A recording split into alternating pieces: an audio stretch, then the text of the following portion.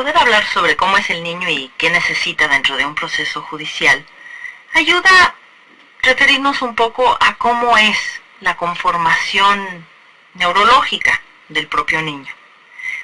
Cada día la ciencia descubre más información sobre el pensamiento humano y sus orígenes neurológicos. Es decir, cada vez sabemos más sobre cómo lo que pensamos, hacemos e incluso lo que sentimos tiene que ver con conexiones y funciones específicas del cerebro.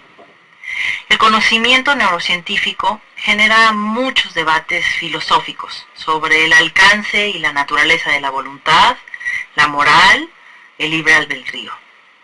Pero ante todo subsisten datos fácticos irrefutables.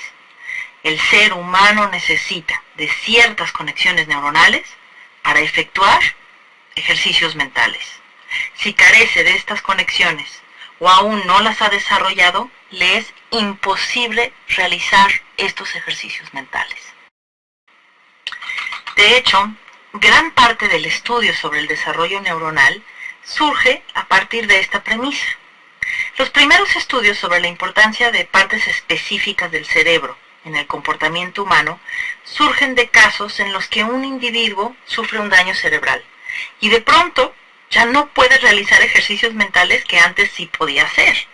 A partir de casos como estos, se empezó a estudiar y a entender que el pensamiento matemático, el lenguaje y cosas más sensibles como el pensamiento empático, es decir, ponerse en el lugar de otro, tienen un origen físico, neurológico. Utilicemos este último, el pensamiento empático, para entender más sobre el desarrollo cognitivo del ser humano. El pensamiento empático significa la capacidad de pensar como el otro, pensar sobre qué estará pensando otra persona y finalmente tener empatía y ponerse en el lugar del otro. El pensamiento empático afecta una enorme cantidad de cosas que hacemos. Lo utilizamos cada vez que hablamos con alguien, cada vez que explicamos algo o expresamos las cosas de tal modo que el otro nos pueda entender. Expresarnos de forma de que otro nos pueda entender implica que sabemos que el otro no sabe lo que estamos pensando. Es una persona diferente y es necesario expresar lo que estamos pensando. Esto es un ejemplo del pensamiento empático. Veamos algunos experimentos que ejemplifican qué pasa en el desarrollo de esta habilidad tan específica en el ser humano. Un experimento que han hecho con niños pequeños demuestra con mucha claridad esta habilidad de pensamiento. Le cuentan a los niños una historia, donde les plantean que un pirata va a comer un sándwich. De repente siente sed y decide ir a buscar leche para acompañar su comida. Coloca su sándwich sobre su cofre del tesoro y sale a buscar leche. Mientras tanto, sopla un fuerte viento y el sándwich del pirata se cae sobre la tierra. Al poco tiempo llega un segundo pirata, que también tiene un sándwich.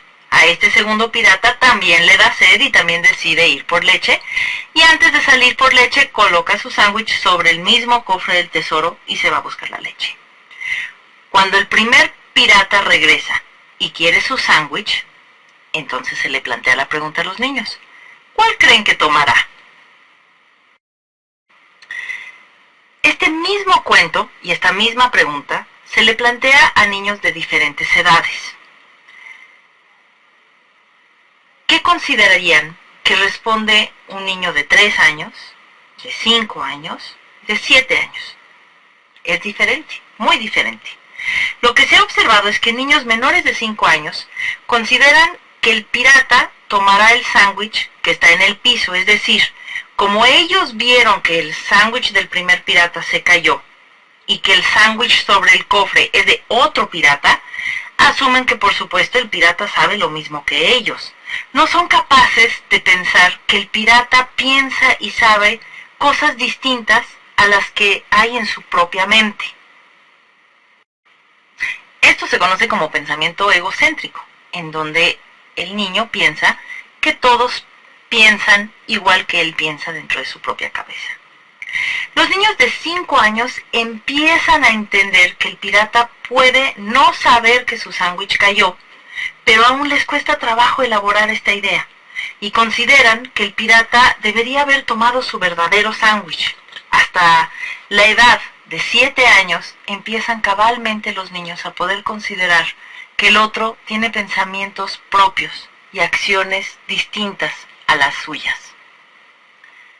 Las diferencias entre niños pequeños y adultos son evidentes y por tanto hasta diríamos esperadas. Sin embargo, la perspectiva suele cambiar con relación a los adolescentes. Su apariencia y su forma de actuar se parece más a la de un adulto y por tanto suele pensarse que su forma de pensar debería también ser más parecida a la de un adulto. Pero no es así.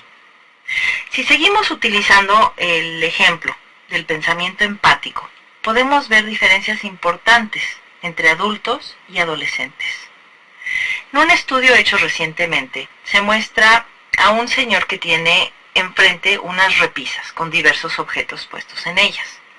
Algunas repisas están abiertas y otras están tapadas del lado que queda a la vista del señor observador.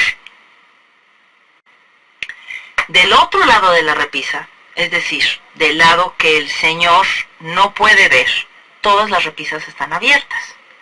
Desde este lado abierto se puede observar que en las repisas hay 3 camiones, pero que uno de estos camiones está colocado justamente en donde hay una tapa de tal forma que el señor no la puede ver. El experimento se trata de pedirle a sujetos de diferentes edades que sigan las instrucciones que les da el señor, pero tomando en cuenta la perspectiva del señor. Entonces, si el señor les indica, por ejemplo, que tomen el camión que está en lo más alto, es decir, el camión colocado en la parte más alta de la repisa, tendrían que tomar en cuenta únicamente aquellas casillas que el señor puede ver, aquellas que no están tapadas. Desde la perspectiva del señor, el camión rojo es el que está más alto. Sin embargo, nosotros, desde la perspectiva abierta de la repisa, podemos observar que hay un camión blanco aún más arriba que el camión rojo. Esta simple tarea, con diversas preguntas similares, resulta sumamente difícil para un adolescente. Un adulto comete un promedio de 50% de errores. Un adolescente casi del 80%. Como es de esperarse, la tarea es más difícil mientras más joven el niño, porque tiene que ver justamente con la capacidad de ejercer pensamiento empático. Ahora bien, podrá uno preguntarse por qué hay tanta certeza de que este comportamiento, de poder ponerse en el lugar del otro, tiene un origen neurológico. Igual y tiene que ver simplemente con que los adolescentes se preocupan menos por pensar en cómo piensan los demás. Se ha hecho otro estudio, este con adultos, que resulta muy interesante. Al adulto se le plantea la siguiente situación. Se le dice, a ver, hay una mujer que coloca azúcar, tomada de un tarro que dice azúcar, para prepararle un café a su amiga. En vez de azúcar, la mujer ha colocado cianuro, veneno, en el café de su amiga, y su amiga muere. Hay 2 supuestos. En uno, la mujer comete un error, y sin saberlo, como el tarro decía azúcar, sin querer envenena a su amiga. En el segundo escenario, la mujer sabe que en verdad no es azúcar y es veneno, y por tanto envenena a su amiga conscientemente. Ante la pregunta de si el castigo debe ser igual para ambos supuestos, la gran mayoría de los adultos dicen que no, que debe ser diferenciado. En general se considera que el delito doloso debe tener un castigo mayor al delito culposo. Ahora, cuando la parte específica del cerebro que se considera responsable del pensamiento empático se bloquea momentáneamente a través del uso de unos instrumentos especializados, la mayoría de los adultos consideran que el castigo debe ser igual para ambos supuestos, pues el resultado material, a final de cuentas, es el mismo. Estos adultos, al bloquearse la actividad cerebral específica y perder su pensamiento empático, son incapaces de entender cuál es la diferencia desde la perspectiva del otro y cómo esto puede ser relevante. Con estos y otros estudios, se ha logrado demostrar que por lo menos cuestiones como el pensamiento empático tienen un origen neurológico, que esta habilidad evoluciona progresivamente y que se encuentra prácticamente inexistente en la temprana infancia. Se ha encontrado que aún durante la adolescencia el pensamiento es muy distinto al pensamiento adulto. Y finalmente se ha corroborado que el origen de estas diferencias son, por supuesto, algunas culturales, algunas ambientales, pero fundamentalmente son neurológicas. Y bueno, muchos se preguntarán qué tiene que ver esto con la actuación judicial y las obligaciones con relación a la infancia y a la adolescencia. Hay un hecho de gran importancia para la actuación judicial.